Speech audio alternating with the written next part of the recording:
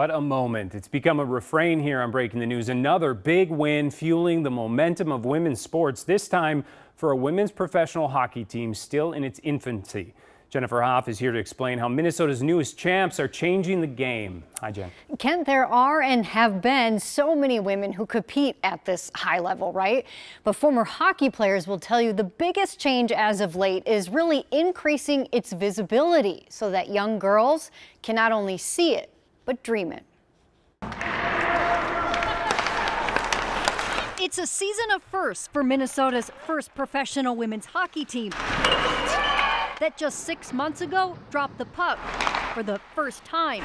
They didn't have a flashy name or logo back then, but now you can call them champions as the state beat Boston in the league's first championship to bring home its first trophy, making former players pretty emotional. They're getting the credibility and the exposure that they deserve. Winnie Broke-Brown started skating with her siblings at just 18 months old, playing with the boys until her senior year when the state first sanctioned girls high school hockey, eventually joining the University of Minnesota, then winning a championship with the Whitecaps. The longtime player now turned coach. What do you think is the biggest change in coaching from back when you were playing to now when it comes to women? The biggest change is probably it's so advanced now. There may not be checking allowed, but the new league does recognize more hitting, just one trait of toughness in the female players. It's one of those things that I've known all along, that girls and women can handle it because I was part of it. And so it's nice to see the sport realizing that these women and athletes treat them the same and they can take that physicality. There are 6 teams in the league, including Minnesota, that has at least 8 homegrown players. Here's a chance for Heisey. She scored! Like former U of M center Taylor Heisey as the league's first #1 pick.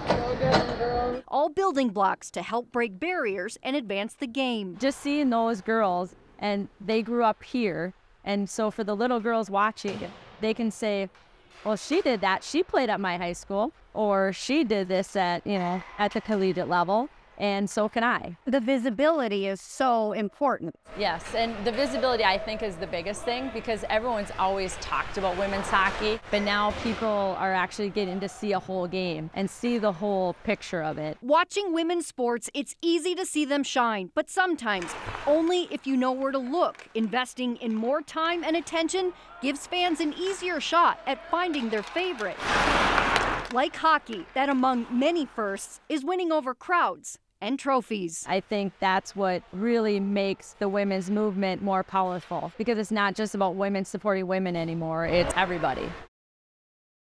It's everybody coming together. By the way, this is the first Minnesota pro sports team to bring home a title since the Lynx did it back in 2017. So, of course, it is only fitting that there is a celebration tomorrow afternoon at 5. It runs until about 7 o'clock at night at Rice Park Plaza in downtown St. Paul.